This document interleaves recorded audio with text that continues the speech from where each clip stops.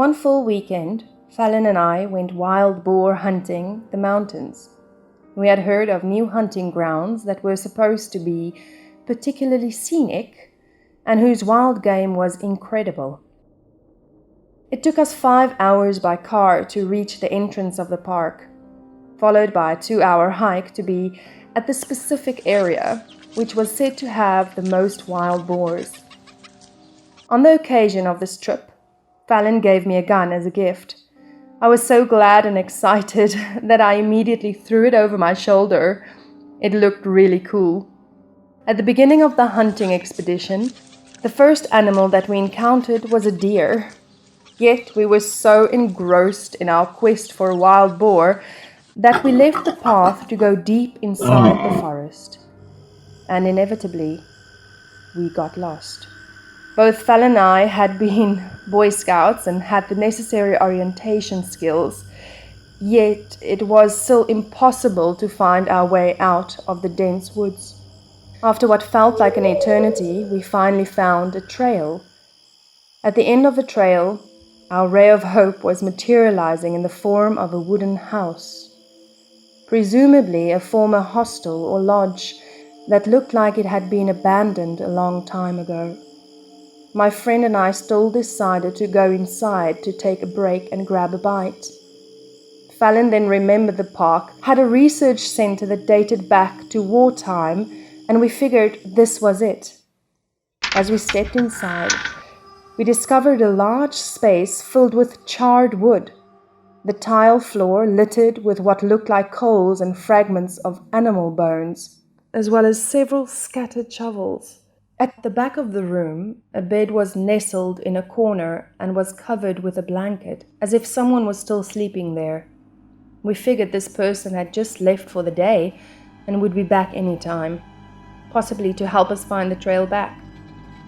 But before I could even drop my backpack on the floor, I heard a strange noise coming from the front door. A gray-haired, bearded old man appeared at the doorstep with a hunting rifle pointing in our direction, looking at us with fierce eyes and an angry expression. Fallon and I raised our hands in panic, and I immediately told him to stay calm, as we were lost and simply needed help.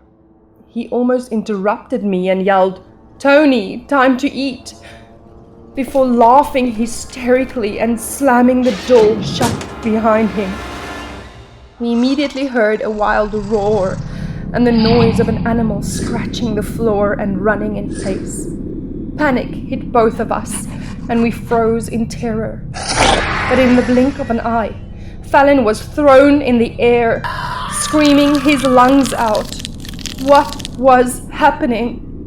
While I tried to make sense of this crazy situation, a monster was staring at me, growling, and its mouth was covered in blood. I could see it more clearly now, and it looked very much like a human being, but didn't fully stand up. It was very muscular, extremely hairy, and with abnormal large shoulders.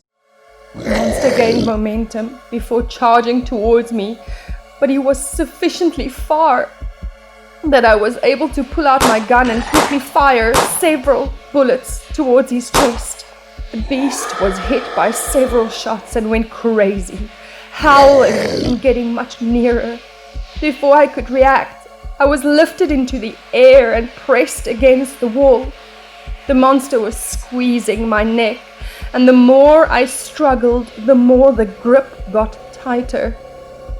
It seemed that my shots worked, and I could feel the monster gradually losing its strength until it completely released me. It then fell backwards, panting heavily. The man had witnessed the whole scene and ran to him, hugged him tight, and cried heavily.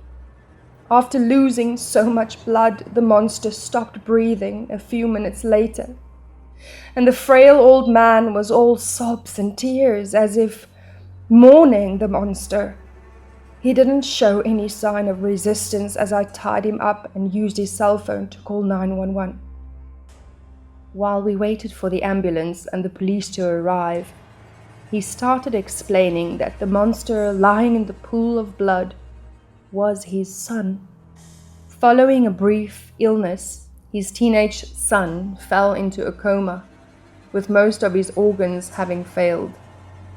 All the best hospitals and doctors had given up, but the father wouldn't pull the plug on his son and decided to put use what he had learned from his research during the war. He traveled the world looking for organs from donors to be transplanted into his son. It took him a few years, and the process was long and tedious, with numerous medical setbacks. But one day, his son came back to life. Alive he was, but completely changed inside and outside. In other words, and despite his best intentions, the old man had turned his son into a monster. Since his resurrection, the previously polite and affable young man could only mumble and mutter grunts. He could no longer walk properly and would prefer to crawl, but more importantly, he had turned into a bloodthirsty beast who would only spare his father. The latter, aware that his son was now completely abnormal and a hazard for anyone near him, decided to move for good to the forest, far away from civilization. A short while later, as I was safely back home, I made another horrible discovery while Googling the old man. The experiments that he and his colleagues had conducted during the war gave way to the Hiroshima and Kawasaki hecatombs.